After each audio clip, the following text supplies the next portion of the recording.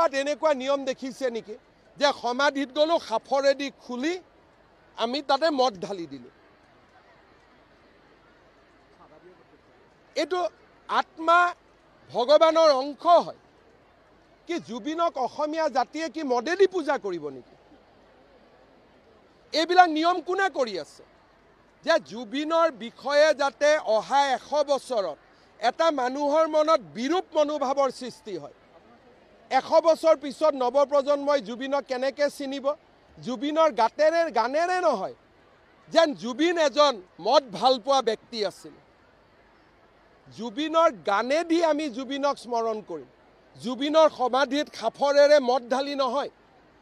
আজি যোৱা 1 মাহত যোনে যি পাৰে তাকে কৰি আছে। ভাবিছে সকলো নীৰৱ হৈ যাব। আমাৰ নীৰৱতা এমাহৰ নীৰৱতা আছিলে। এতিয়া ঢালকচোন কোনোবাই অহাকালিৰ পৰা। বাট এনেকুৱা নিয়ম দেখিছে নেকি যে সমাধিত গ'লো সাফৰেদি খুলি আমি তাতে মদ ঢালি দিলোঁ।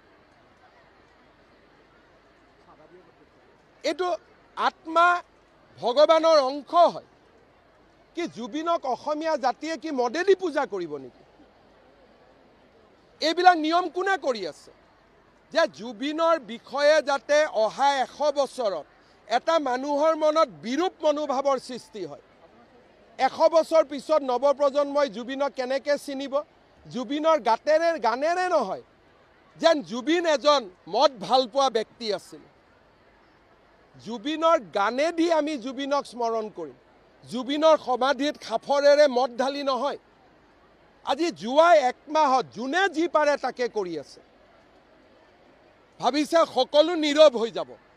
আমাৰ নীৰৱতা এমাহৰ নীৰৱতা আছিলে। এতিয়া ঢালকচোন কোনোবাই অহাকালিৰ পৰা। বাট এনেকুৱা নিয়ম দেখিছে নেকি যে সমাধিত গ'লো সাফৰেদি খুলি আমি তাতে মদ ঢালি দিলোঁ। এইটো আত্মা ভগৱানৰ অংশ হয়। কি জুবিনক অসমীয়া জাতিয়ে কি মদেদি পূজা কৰিব নেকি? এইবিলাক নিয়ম কোনে কৰি আছে যে জুবিনৰ বিষয়ে যাতে অহা 100 বছৰত এটা মানুহৰ মনত বিৰূপ মনোভাৱৰ সৃষ্টি হয়। 100 বছৰ পিছত নৱপ্ৰজন্মই জুবিনক কেনেকৈ চিনিব? জুবিনৰ গানেৰে নহয়, যেন জুবিন এজন মদ ভাল পোৱা ব্যক্তি আছিল। জুবিনৰ গানেদি আমি জুবিনক স্মৰণ কৰিম। জুবিনৰ সমাধিত সাফৰেৰে মদ ঢালি নহয়। আজি যোৱা 1 মাহত যোনে যি পাৰে তাকে কৰি আছে। ভাবিছে সকলো নীৰৱ হৈ যাব। আমাৰ নীৰৱতা এমাহৰ নীৰৱতা আছিলে।